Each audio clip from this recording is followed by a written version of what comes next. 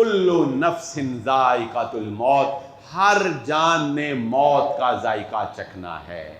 اور اللہ کے نبی صلی اللہ علیہ وآلہ وسلم کی تعلیمات پر عمل پیرا ہو کر ہی ہم نبی صلی اللہ علیہ وسلم سے ملاقات کر سکتے ہیں۔ حضرت عائشہ صدیقہ رضی اللہ تعالیٰ عنہ فرماتی ہیں، شدید بخار اور تکلیف میں نے اللہ کے نبی صلی اللہ علیہ وآلہ وسلم کو دیکھی، میں نے کسی اور کو نہیں دیکھی۔ اللہ کے نیک بندوں پر جتنے ان کا مقام و مرتبہ زیادہ ہوتا ہے، اتنی ہی ان کے اوپر آزمائشیں زیادہ آتی ہیں۔ تم میری قبر کو عبادت گاہ نہ بنانا، تم میری قبر کو میلے ٹھیلے کا سامان نہ بنانا، میری قبر کو سجدہ نہ گانا بنانا۔ لعنت ہو یہود و نصارہ پر کہ انہوں نے اپنے نیک لوگوں کی اور نبیوں کی قبروں کو سجدہ گاہ بنا لی۔ ہماری آج کی گفتگو، جیسا کہ آپ احباب نے ہمارے فلائر پر پڑھ لیا ہوگا، خالق حقیقی سے ملاقات، کل نفس ذائقۃ الموت، یہ ایک ایسی حقیقت ہے کہ جس سے راہ فرار اختیار نہیں کیا جا سکتا، اور بار بار اس کا تذکرہ اور بار بار اس کو یاد کرنا ایمان والوں کے ایمان میں اضافہ بھی کرتا ہے، اور انسان کو اس کی اصل منزل آخرت کی یاد دلاتا ہے۔ اس لیے ایک مومن ہونے کی حیثیت سے ہمیں کبھی بھی موت سے غافل نہیں ہونا چاہیے۔ دنیا کی رنگینیاں اور رعنائیاں اپنے اندر اتنی جاذبیت رکھتی ہیں کہ یہ انسان کو موت بھلا دیتی ہیں۔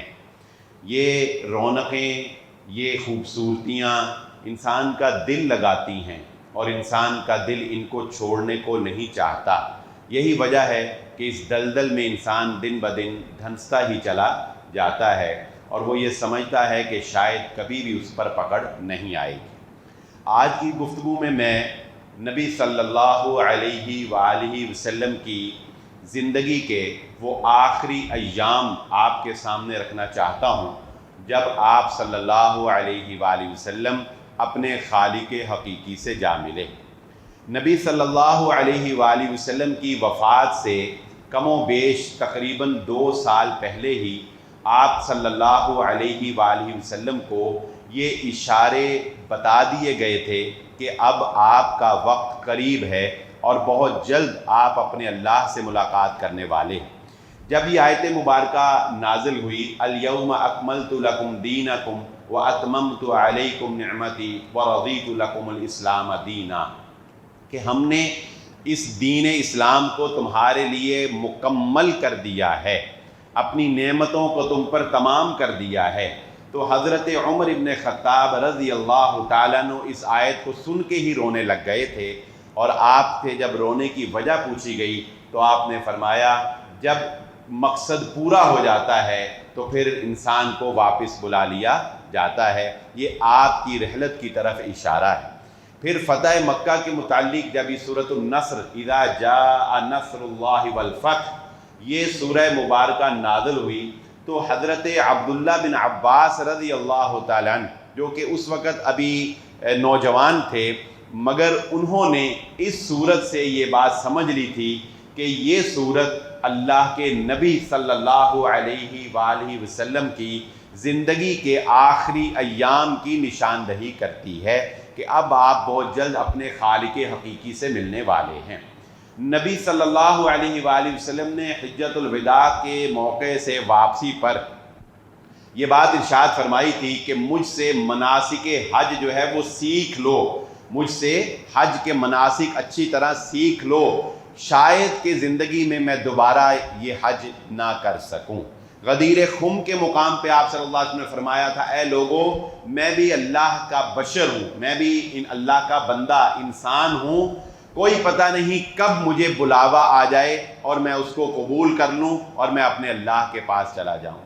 حضرت معاذ رضی اللہ تعالیٰ عنہ کو یمن بھیجتے ہوئے اللہ کے نبی صلی اللہ علیہ وآلہ وسلم نے فرمایا تھا، اے معاذ، شاید کہ اب میری اور تمہاری ملاقات نہ ہو سکے، جب تم واپس آؤ تو تم میری مسجد اور میری قبر کو یہاں پر پاؤ گے، اب ہماری دوبارہ ملاقات نہ ہو سکے گی۔ رسول اللہ صلی اللہ علیہ وآلہ وسلم کو بعض اشارے ایسے مل گئے تھے کہ آپ صلی اللہ علیہ وآلہ وسلم کو یہ پتہ چل گیا کہ اب میرا وقت قریب ہے، جیسا کہ حضرت جبرائیل علیہ السلام آپ سے ہر سال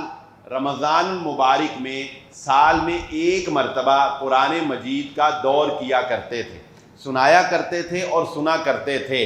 جس سال آپ کی وفات ہوئی اس سال حضرت جبرائیل علیہ السلام نے 2 مرتبہ نبی صلی اللہ علیہ وآلہ وسلم سے قرآن مجید کا دور کیا۔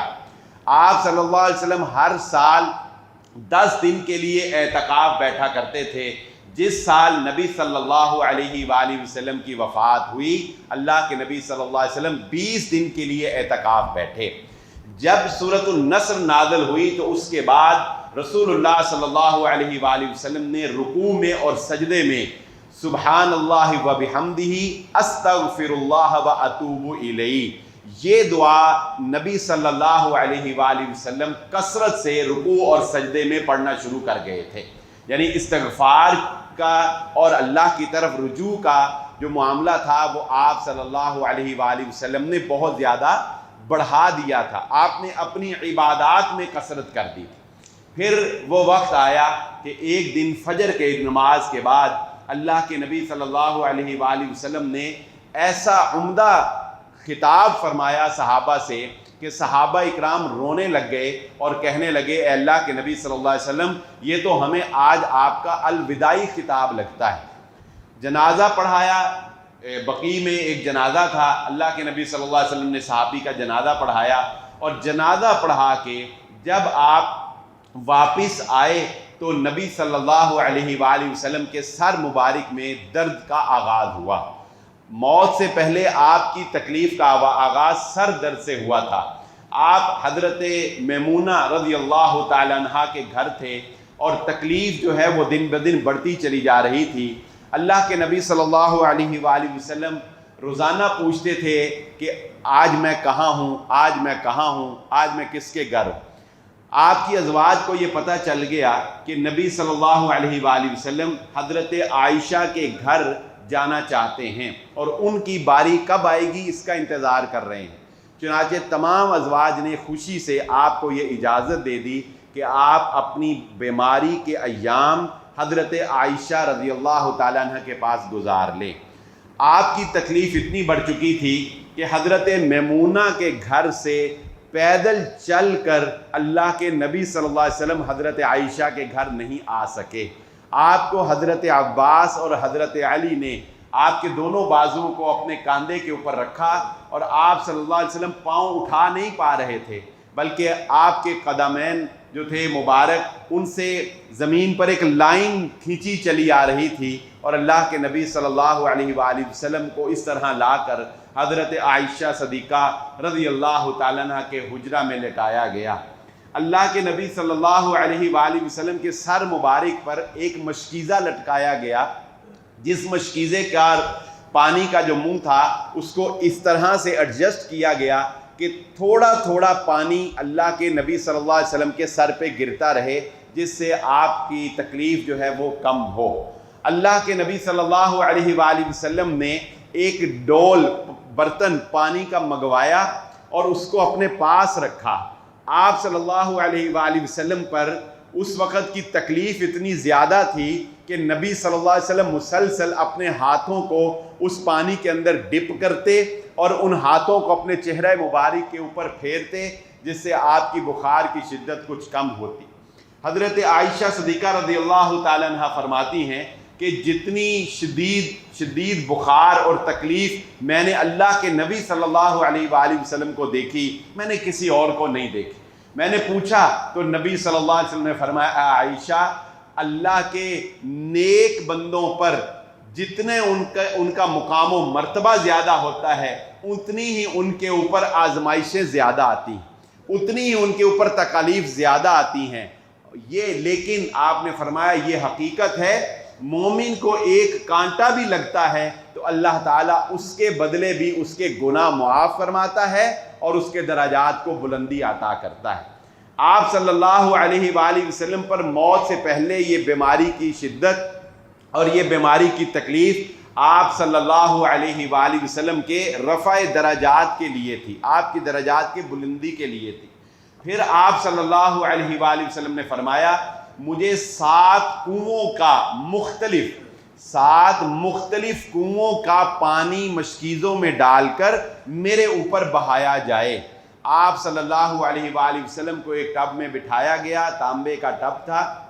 اس میں بٹھایا گیا، 7 مشکیزوں کا پانی نبی صلی اللہ علیہ وسلم کے اوپر بہایا گیا، جس سے نبی صلی اللہ علیہ وآلہ وسلم کو تھوڑا افاقہ ہوا۔ یہ وہ ایام تھے جب آپ صلی اللہ علیہ وآلہ وسلم نمازیں بھی اپنے گھر میں ادا کر رہے تھے۔ مسجد النبوی میں آپ صلی اللہ علیہ وآلہ وسلم نے اپنے نائب حضرت ابو بکر صدیق رضی اللہ تعالیٰ عنہ کو اپنے مصلی پر کھڑے ہو کر نماز پڑھانے کا حکم جاری کیا تھا، اور حضرت ابو بکر صدیق رضی اللہ تعالیٰ عنہ نماز پڑھا رہے تھے۔ آج بھی جو لوگ مسجد النبوی میں جاتے ہیں وہ جانتے ہوں گے، اللہ تعالیٰ ہم سب کو بار بار اپنے گھر کی زیارت نصیب فرمائے، اور بار بار اللہ تعالیٰ ہمیں مدینے کی زیارت نصیب فرمائے۔ نبی صلی اللہ علیہ وآلہ وسلم جس جگہ پر کھڑے ہو کر امامت کروایا کرتے تھے، آج جو امام صاحب مسجد النبوی میں امامت کرواتے ہیں تو اس مصلی کو اس طرح ایڈجسٹ کیا گیا ہے کہ آپ کے مصلی کے پیچھے امام کا مصلی رکھا گیا ہے۔ امام جب سجدہ کرتا ہے تو اس کی پیشانی اس جگہ پر آتی ہے جہاں پر اللہ کے نبی صلی اللہ علیہ وسلم اپنے قدم رکھا کرتے تھے۔ یہ ادب کا تقاضا ہے، اس جگہ پر نہیں کھڑے ہوتا امام جہاں آپ کھڑے ہوتے تھے، اس کی پیشانی اس جگہ پہ آتی ہے سجدے میں جہاں نبی صلی اللہ علیہ وآلہ وسلم اپنے قدم مبارک رکھا کرتے تھے۔ اللہ کے نبی صلی اللہ علیہ وآلہ وسلم کو جب افاقہ ہوا تو آپ صلی اللہ علیہ وآلہ وسلم نے صحابہ کو کہا کہ میں تمہیں کچھ وصیت اور کچھ نصیحتیں کرنا چاہتا ہوں۔ یہ آخری خطاب تھا اور یہ آخری موقع تھا جب آپ صلی اللہ علیہ وآلہ وسلم منبر رسول پر تشریف فرما ہوئے۔ اس کے بعد آپ پھر کبھی دوبارہ منبر پر تشریف فرما نہیں ہو سکے۔ آپ صلی اللہ علیہ وآلہ وسلم نے سب سے پہلی وصیت اور اہم وصیت کیا فرمائی صحابہ کو؟ اے میرے صحابہ، میرے بعد انصار کا خیال رکھنا۔ انصار وہ لوگ ہیں جنہوں نے اسلام کے لیے بہت قربانیاں دی ہیں، اسلام نے ان کے گھر میں پناہ لی ہے، انہوں نے اپنا کردار پورا ادا کر دیا ہے، لیکن ان کو ان کا صلہ ملنا باقی ہے۔ انصار آہستہ آہستہ کم ہوتے چلے جائیں گے، حتیٰ کہ نمک کے برابر رہ جائیں گے۔ پھر اللہ کے نبی صلی اللہ علیہ وسلم نے ایک ایسی بات کہی جو میں یہ سمجھتا ہوں میرے اور آپ کے لیے زندگی گزارنے کا ایک بہترین اصول ہے۔ آپ صلی اللہ علیہ وسلم نے فرمایا، اے میرے صحابہ، انصار کی نیکیوں کا خیال رکھنا اور ان کی غلطیوں سے درگزر کرنا۔ ہم احسان فراموش لوگ ہیں، کوئی بندہ ہم پہ 100 نیکیاں بھی کرے، ایک دفعہ غلطی کر دے، ہم اس کی 100 نیکیوں کو ٹھوکر مار دیتے ہیں۔ ہم کہتے ہیں دفع ہو، مجھے تیری کوئی ضرورت نہیں، اتنا تو فن خان، جا تو مجھ پہ نہ احسان کر۔ اللہ کے نبی صلی اللہ علیہ وسلم نے فرمایا، جس بندے نے یعنی اس حدیث سے ہمیں یہ پتا چلا کہ جس بندے نے آپ پر کوئی احسان کیا ہو نا، زندگی بھر اس کے احسان کو یاد رکھنا، اگر اس سے کوئی غلطی بھی ہو جائے تو اس کی غلطی کو یاد نہ رکھنا، اس کی غلطی کو بھلا دینا۔ ماں باپ کا اسی لیے مقام ہے، ماں باپ کی غلطیوں کو یاد نہ رکھا کرو، ان کے احسانوں کو یاد رکھا کرو۔ ماں باپ سے غلطیاں بھی ہوتی ہیں بچوں کے لیے، لیکن احسان اتنے زیادہ ہیں کہ ان کی غلطیوں کو درگزر کرو، ان کے احسانوں کی وجہ سے ان کی قدر کرو۔ یہ فارمولہ جب آپ کو پاکستان کے اندر بھی نظر آیا ہوگا، ڈاکٹر عبدالقدیر خان صاحب جب ان کے اوپر یہ الزام لگا کہ انہوں نے ایٹمی جو معلومات ہیں وہ دیگر ملکوں کو دی ہیں، تو صرف اس وجہ سے کہ ان کے احسان پاکستان، وہ صحیح تھا یا غلط ایک الگ بات ہے، مگر میں ایک آپ کو اصول بتا رہا ہوں کہ پاکستان میں صرف اس وجہ سے ان کو کوئی سزا نہیں دی گئی اور ان پر اس پہ ایکشن نہیں لیا گیا کہ ان کا پاکستان پہ احسان اتنا بڑا ہے کہ اگر کوئی غلطی ہو بھی گئی ہے تو اس غلطی کی کوئی جو ہے وہ ہم اس کو غلطی مانے نہ مانے یہ ایک الگ بات، لیکن اگر غلطی ہو بھی گئی ہے تو ہم نے کہا کہ اس غلطی کی کوئی حیثیت نہیں ہے، احسان اتنا بڑا ہے کہ وہ غلطی نظر انداز کر دی جائے گی۔ چنانچہ یہی معاملہ صحابہ کے ساتھ ہے، صحابہ اکرام بھی انسان تھے، ان سے غلطیاں ہوئی ہیں، مگر ان کی وفاداری اتنی کمال کی تھی، ان کی قربانیاں اتنی کمال کی تھی کہ اللہ تعالیٰ نے جب دنیا میں ان کو جنت سے نواز دیا تو اللہ تعالیٰ ہمیں یہ کہہ رہا ہے کہ ان کی نیکیاں دیکھو، ان کی غلطیاں نہ دیکھو، ان کے احسانات دیکھو کہ کتنے ہیں اسلام کے اوپر، ان کی غلطیاں نہ دیکھو۔ جب غلطیاں اللہ نے معاف کر دیں تو تم کون ہوتے ہو، تمہاری حیثیت کیا ہے کہ تم غلطیوں کو اجاگر کرتے تھے۔ چنانچہ انصار کے بارے میں نبی صلی اللہ علیہ وسلم نے فرمایا تھا، میرے صحابہ انصار کی نیکیوں کو یاد رکھنا، ان کی غلطیوں سے درگزر کرنا۔ پھر اللہ کے نبی صلی اللہ علیہ وآلہ وسلم نے نماز کے بارے میں وصیت فرمائی، آخری مرض الموت میں آخری سانس تک اللہ کے نبی صلی اللہ علیہ وسلم اپنے صحابہ سے اور ازواج سے یہ پوچھتے رہے کہ بتاؤ میری امت نے نماز پڑھ لی ہے، میرے صحابہ نے نماز ادا کر لی ہے؟ آپ آخر دم تک کہتے رہے اے میرے امتیوں، نماز کو نہ چھوڑنا، نماز کو نہ چھوڑنا، نماز کو نہ چھوڑنا۔ پھر اللہ کے نبی صلی اللہ علیہ وسلم نے فرمایا اے میرے صحابہ لعنت ہو، یہ وہ آخری وصیتیں ہیں جو نبی صلی اللہ علیہ وسلم نے فرمایا لعنت ہو یہودیوں اور عیسائیوں پر کہ انہوں نے اپنی انبیاء کی قبروں کو عبادت گاہ بنا لیا، تم میری قبر کو عبادت گاہ نہ بنانا، تم میری قبر کو میلے ٹھیلے کا سامان نہ بنانا، میری قبر کو سجدہ گاہ نہ بنانا۔ لعنت ہو یہود و نصارہ پر کہ انہوں نے اپنے نیک لوگوں کی اور نبیوں کی قبروں کو سجدہ گاہ بنا لی۔ چنانچہ اللہ کے نبی صلی اللہ علیہ وسلم نے اس امت کو ہر قسم کی قبر کو میلہ گاہ بنانا، سجدہ گاہ بنانا، یا اس کے اوپر کوئی مجاوری کرنا، عرس منعقد کرنا، اس کو پکا کرنا، اللہ کے نبی صلی اللہ علیہ وآلہ وسلم نے اس سے منع فرما دیا۔ پھر آپ صلی اللہ علیہ وآلہ وسلم نے حضرت ابو بکر صدیق رضی اللہ تعالیٰ عنہ کے بارے میں یہ بات ارشاد فرمائی، اے میرے صحابہ زندگی میں مجھ پر بڑے احسان لوگوں نے کیے، میں نے احسانوں کا حق ادا کر دیا، اگر میں کسی کے احسانوں کا حق ادا نہیں کر سکا تو وہ ابو بکر صدیق رضی اللہ تعالیٰ عنہ۔ فرمایا اگر میں دنیا میں کسی کو دوست بناتا، خلیل بناتا تو میں ابو بکر کو بناتا، لیکن خلیل میں نے ایک ہی بنایا اور وہ میں نے اللہ کو بنایا، ابو بکر میرے بھائی ہیں۔ پھر آپ صلی اللہ علیہ وآلہ وسلم نے اس وصیت میں، اس آخری خطاب میں یہ بات ارشاد فرمایا مسجد النبوی کو کھلنے والے سارے دروازے بند کر دیے جائیں، صرف ایک دروازہ کھلا رکھا جائے گا اور وہ ابو بکر صدیق رضی اللہ تعالیٰ عنہ کے گھر کا دروازہ ہوگا۔ آج بھی آپ دیکھیں گے مسجد النبوی کے سارے دروازے بند ہو جاتے ہیں، مگر باب السلام وہ دروازہ جو حضرت ابو بکر صدیق رضی اللہ تعالیٰ عنہ کا دروازہ تھا، وہ نبی صلی اللہ علیہ وآلہ وسلم کے حکم کے مطابق وہ دروازہ بند نہیں کیا جائے گا۔ اللہ کے نبی صلی اللہ علیہ وسلم نے یہ اعزازی مقام حضرت ابو بکر صدیق رضی اللہ تعالیٰ عنہ کو عطا کیا آپ کی خدمات کے پیش نظر۔ نبی صلی اللہ علیہ وآلہ وسلم نے غلاموں کے بارے میں، جنہیں آپ آج ملازمین کہہ سکتے ہیں، ان کے بارے میں اپنی زندگی کے آخری ایام میں وصیت کی کہ لوگوں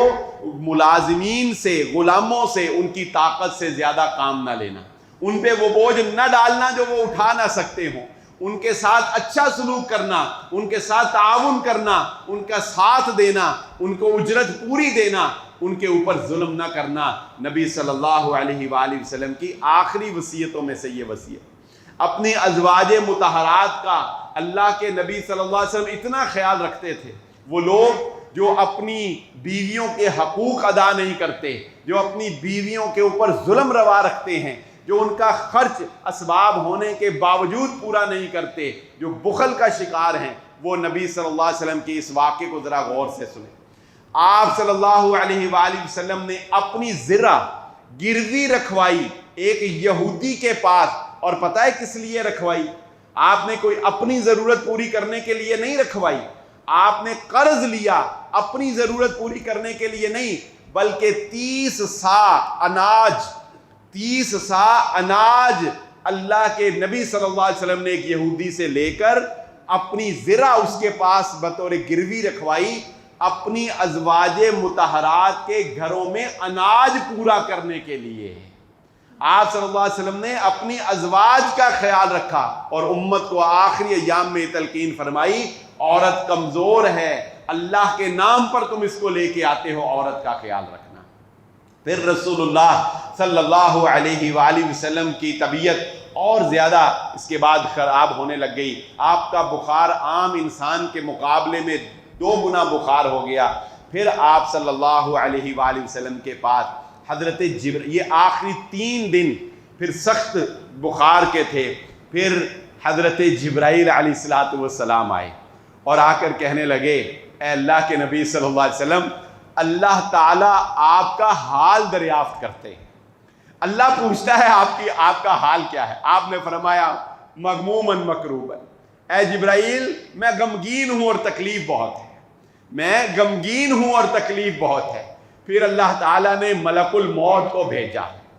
پھر وہ فرشتہ جو روح کو قبض کرتا ہے، پھر وہ ملک الموت اور فرشتوں کے ساتھ نبی صلی اللہ علیہ وآلہ وسلم کے دروازے پر آئے، دروازے پر آ کر اللہ کے نبی صلی اللہ علیہ وسلم سے حجرے میں داخل ہونے کی اجازت مانگی، آپ نے حجرے میں آنے کی اجازت دی، پھر بڑے ہی ادب کے ساتھ کھڑے ہو کر ملک الموت نے کہا، اے اللہ کے نبی صلی اللہ علیہ وسلم، مجھے اللہ نے آپ کے پاس بھیجا ہے اور مجھے یہ حکم جاری فرمایا ہے کہ جو آپ کہیں گے میں وہی کروں گا،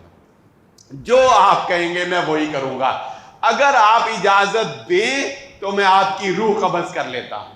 اگر آپ اجازت دیں تو میں آپ کی روح قبض کر لیتا ہوں، اگر آپ اجازت نہیں دیں گے تو مجھے اللہ کا حکم ہے کہ میں آپ کی بات مانوں گا۔ اللہ کے نبی صلی اللہ علیہ وآلہ وسلم نے پوچھا ملک الموت فرشتے سے، کیا واقعی اللہ نے تمہیں یہ کہا؟ آپ کو علم تھا کہ ایسا ہوتا ہے، لیکن آپ نے پھر پوچھا کیا واقعی اللہ نے تمہیں ایسے کہا؟ ملک الموت نے کہا جی مجھے اللہ کا یہی حکم ہے، لیکن میں آپ کو ایک بات اضافی بتاتا ہوں، اللہ آپ سے ملاقات کا شوق رکھتا ہے، اللہ آپ سے ملاقات کا شوق رکھتا ہے۔ اللہ کے نبی صلی اللہ علیہ وآلہ وسلم نے اپنی وفات سے کچھ روز قبل یہ بات ارشاد فرمائی تھی اپنی ذات کے بارے میں، جب حضرت ابوبکر صدیق رضی اللہ تعالیٰ عنہ رونے لگ گئے، آپ نے فرمایا تھا، اے میرے صحابہ، اللہ کا ایک بندہ ہے، اللہ کا ایک بندہ ہے، اللہ تعالیٰ نے اسے پیشکش کی، اگر تم چاہو تو تمہیں قیامت تک زندگی بھی دیتے ہیں اور دنیا کی جو نعمت تم کہو ہم تمہیں عطا کرنے کے لیے تیار ہیں،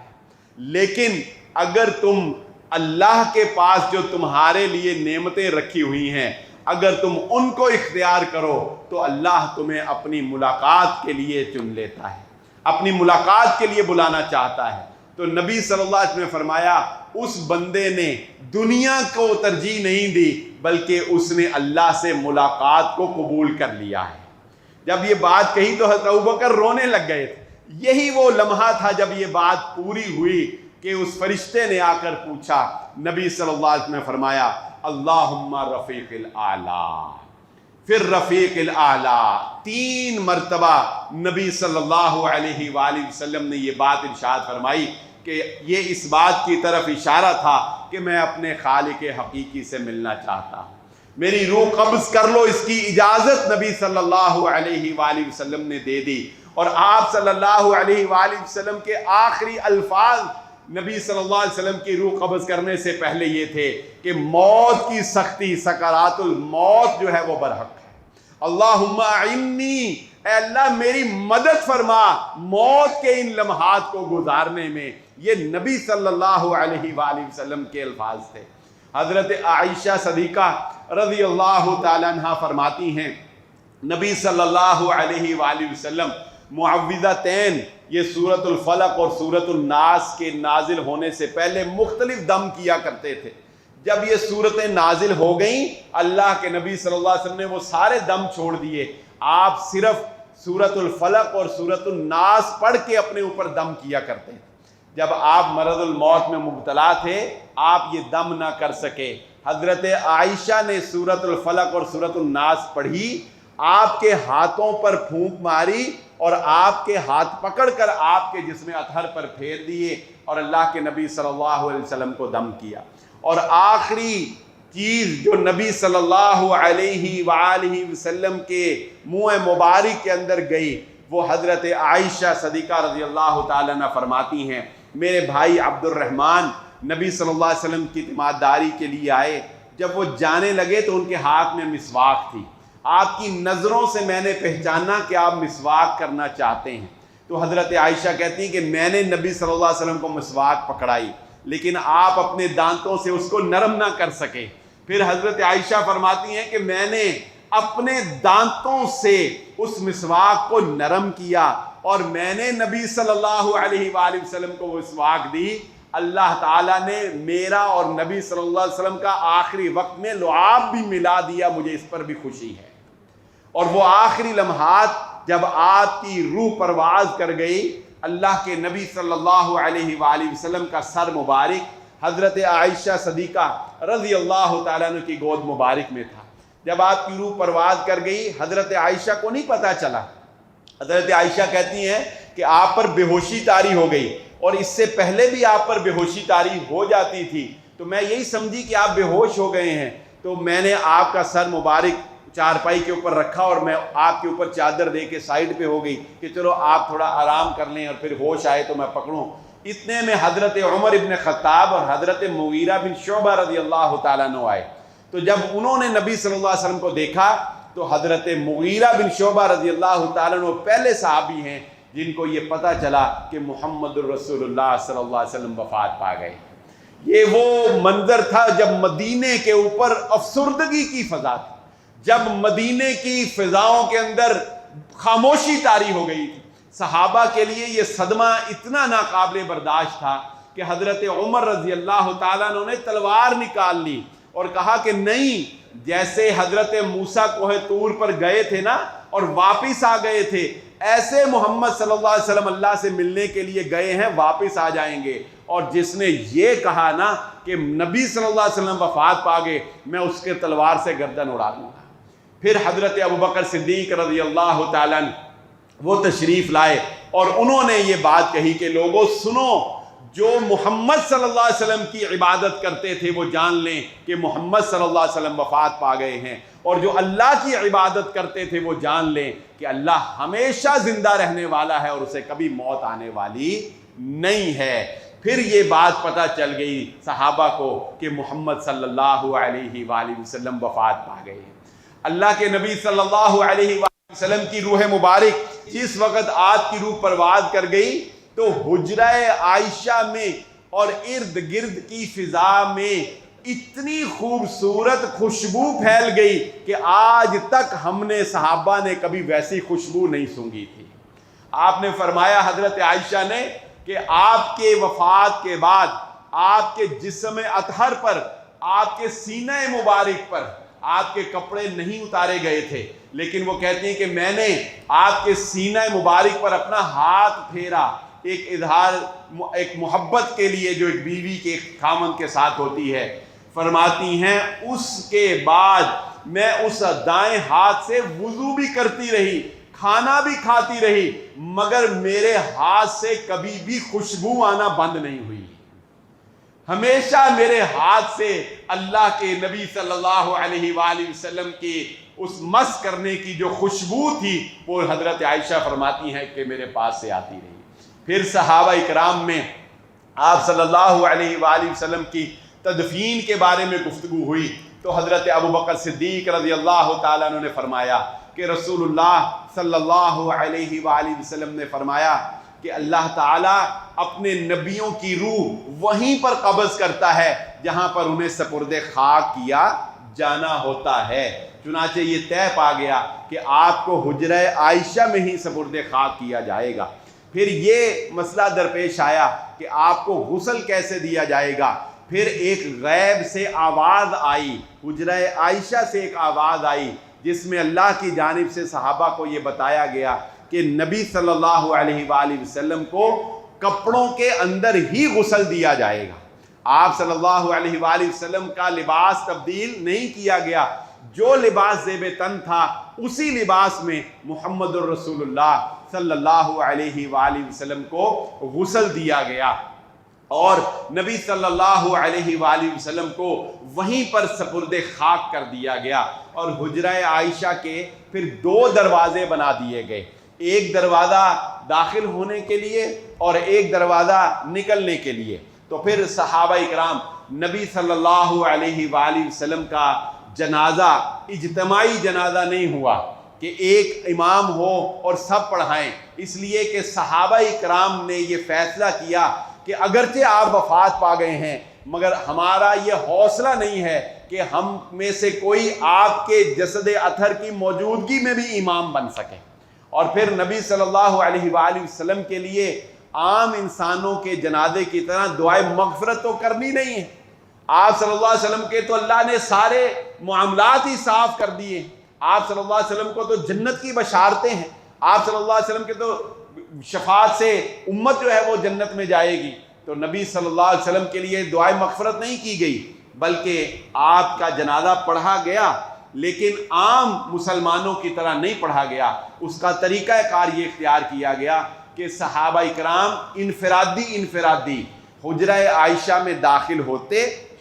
اور کھڑے ہو کر اللہ کے نبی صلی اللہ علیہ وآلہ وسلم کے اوپر درود پڑھتے، اور آپ کی رفع درجات کے لیے جو بھی دعا مانگنی ہوتی وہ اپنے طور پر دعا مانگتے اور دوسرے دروازے سے نکل جاتے۔ اس طرح صحابہ اکرام نے بھی پڑھا، عورتوں نے بھی پڑھا، بچوں نے بھی پڑھا، اللہ کے نبی صلی اللہ علیہ وسلم کا جنازہ خواتین نے بھی پڑھا، بچوں نے بھی پڑھا، مردوں نے بھی پڑھا، اور اسی طرح پڑھا گیا کہ ایک دروازے سے داخل ہوتے، جتنے افراد حجرہ عائشہ میں آتے بس وہ کھڑے ہوتے، انفرادی طور پر پڑھتے اور وہ دوسری جانب سے نکل جاتے۔ رسول اللہ صلی اللہ علیہ وآلہ وسلم کی